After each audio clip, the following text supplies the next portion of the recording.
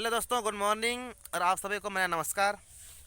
तो चलिए आज शिक्षा नीति के बारे में कुछ बात करेंगे कि हमारे भारत देश में जो अदर अदर स्टेट में अदर अदर जो जो बोर्ड हैं और जब एग्ज़ाम्स होते हैं सेंट्रल लेवल में तो सब एक होता है। तो उस शिक्षा नीति को कैसे सुधार किया जाए और कैसे दिखाया जाए, तो आप लोग एक वीडियो के माध्यम से मैं कुछ दिखाने चाहूँगा। तो चलिए देखते हैं उस वीडियो में क्या है।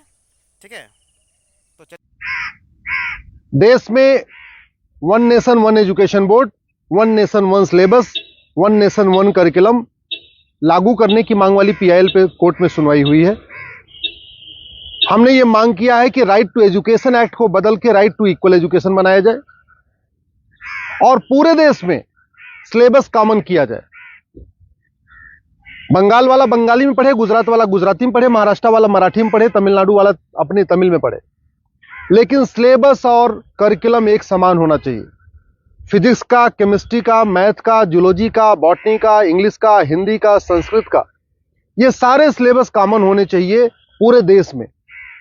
और वो इसलिए जरूरी है क्योंकि सारे के सारे कॉम्पिटिटिव जो एग्जाम हो रहे हैं उनका पेपर एक हो रहा है। इंजीनियरिंग का एक ही एग्जाम होता है पूरे देश के लिए, मेडिकल का एक ही एंट्रेंस एग्जामिनेशन होता है पूरे देश के लिए, एनडीए का एक ही एग्जाम होता है पूरे देश के लिए। इसी तरीके से आईएएस का जो पेपर होता है वो सबके लिए कॉमन होता है, पीसीएस का पेपर सबके लिए कॉमन होता है, बैंक का पेपर सबके लिए कॉमन होता है, रेलवे का पेपर सबके लिए कॉमन होता है। और अब तो यूनिवर्सिटी में एडमिशन के लिए कॉमन जो सीयूईटी हो रहा है वो भी सबके लिए एक पेपर कॉमन है। अब जब एंट्रेंस एग्जामिनेशन का पेपर एक है तो फिर अलग अलग सिलेबस क्यों पढ़ाया जा रहा है? सीबीएसई कुछ अलग पढ़ा रहा है, आईसीएसई कुछ अलग पढ़ा रहा है, यूपी बोर्ड अलग पढ़ा रहा है, बिहार बोर्ड अलग पढ़ा रहा है, बंगाल बोर्ड अलग पढ़ा रहा है। और सारी पढ़ाई करने के बाद जब बच्चा जाएगा एग्जाम देने, उसके लिए सबके लिए एक पेपर होगा। अगर पेपर सीबीएसई के पैटर्न पे सेट होता है तो बाकी स्टेट बोर्ड वालों को इक्वल अपॉर्चुनिटी नहीं मिलती। अगर जो एंट्रेंस एग्जामिनेशन का पेपर है इंजीनियरिंग का, मेडिकल का, एनडीए का, बैंक का, रेलवे का, अगर वो आईसीएसई बोर्ड के पैटर्न पे होता है तो सीबीएसई बोर्ड वालों को और बाकी स्टेट बोर्ड वालों को फिर इक्वल अपॉर्चुनिटी नहीं मिलती। राइट टू एजुकेशन हमारा फंडामेंटल राइट है, इसलिए हमने कोर्ट से ये कहा है कि आप केंद्र सरकार को निर्देश दीजिए, एनसीईआरटी को कहिए एक कॉमन सिलेबस, कॉमन करिकुलम तैयार करे। आज की डेट में जो नवोदय स्कूल है वो पूरे देश में उसका सिलेबस कॉमन है, जो आपका केंद्रीय विद्यालय है उसका सिलेबस भी कॉमन है। और अगर आप बाहर देखिए, अमेरिका में यूनिफॉर्म एजुकेशन है, चाइना में यूनिफॉर्म एजुकेशन है, फ्रांस में यूनिफॉर्म एजुकेशन है, जापान में यूनिफॉर्म एजुकेशन है, सिंगापुर में यूनिफॉर्म एजुकेशन है, रसिया में यूनिफॉर्म एजुकेशन है, दुनिया के कई देशों में यूनिफॉर्म एजुकेशन होता है, यानी सिलेबस करिकुलम सबका कॉमन होता है। हमारे देश में सिलेबस अलग अलग चल रहे हैं, करिकुलम अलग अलग चल रहे हैं। इसके कारण बच्चा कितना भी अच्छा हो पढ़ने में, बिना कोचिंग के वो इंजीनियरिंग क्वालिफाई नहीं कर पाता, क्योंकि वो यूपी बोर्ड का बच्चा कितना भी अच्छा हो एक्सपर्ट पढ़ने में, लेकिन पेपर जो सेट हुआ वो तो सीबीएसई के पैटर्न पे हुआ, तो फिर वो क्वालिफाई नहीं कर पाता। अल्टीमेटली उसको कोचिंग करना पड़ता है। और मैंने ये भी कोर्ट को कहा है कि ये कोचिंग माफियाओं के दबाव में ही वन नेशन वन एजुकेशन लागू नहीं हो रहा है। कोचिंग माफिया इतने पावरफुल है, इनका लगभग 5 लाख करोड़ रुपए का कोचिंग का बिजनेस है हर साल का। अगर वन नेशन वन सिलेबस हो जाएगा, कॉमन सिलेबस, कॉमन करिकुलम हो जाएगा और जो पढ़ाया जाएगा यही पूछा जाएगा, तो लोग कोचिंग नहीं करेंगे। जो मेहनती बच्चे होंगे वो अपनी पढ़ाई करेंगे और उसके बाद एंट्रेंस क्वालिफाई कर लेंगे। लेकिन ये कोचिंग माफियाओं ने ऐसा सिस्टम बना दिया है कि पहली बात तो वन नेशन वन सिलेबस नहीं होने दे रहे, वन नेशन वन एजुकेशन नहीं होने दे रहे, और दूसरा जो 10वीं 12वीं में पढ़ाया जाता है वो एंट्रेंस एग्जाम में पूछा नहीं जाता, जो एग्जाम में पूछा जाता है वो 10वीं 12वीं में पढ़ाया नहीं जाता। इसका मेन ये कारण है कि कोचिंग माफियाओं ने पूरे हमारे एजुकेशन सिस्टम को हाईजैक किया हुआ है।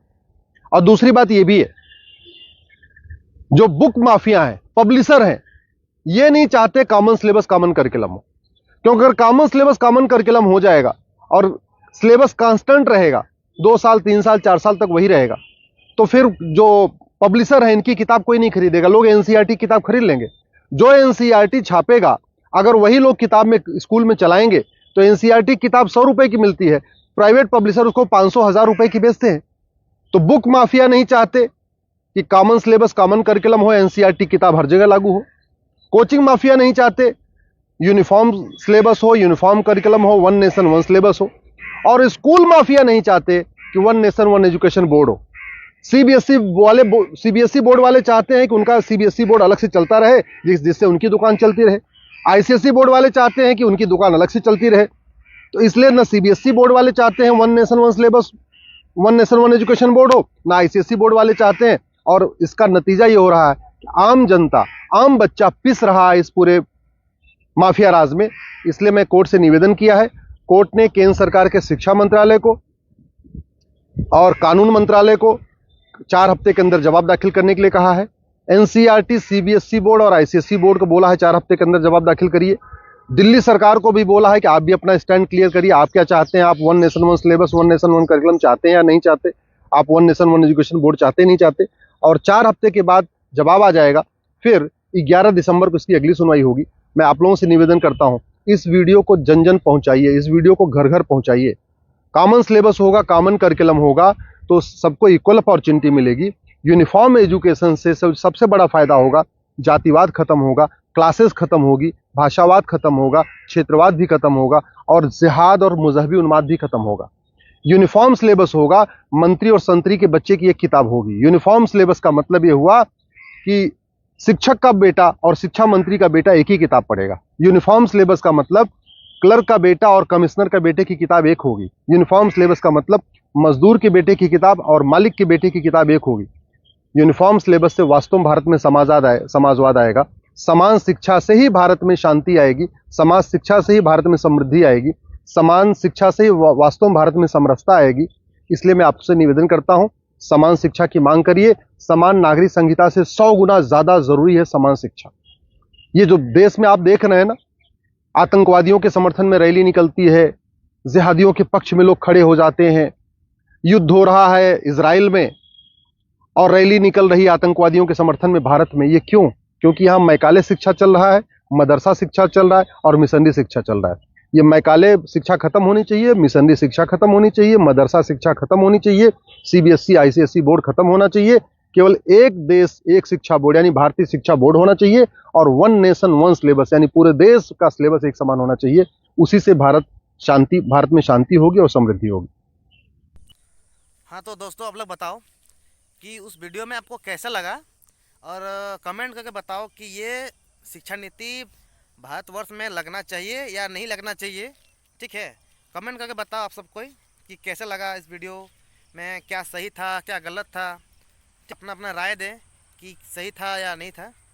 तो इसी के साथ चलिए, नमस्कार, बाय बाय, टाटा।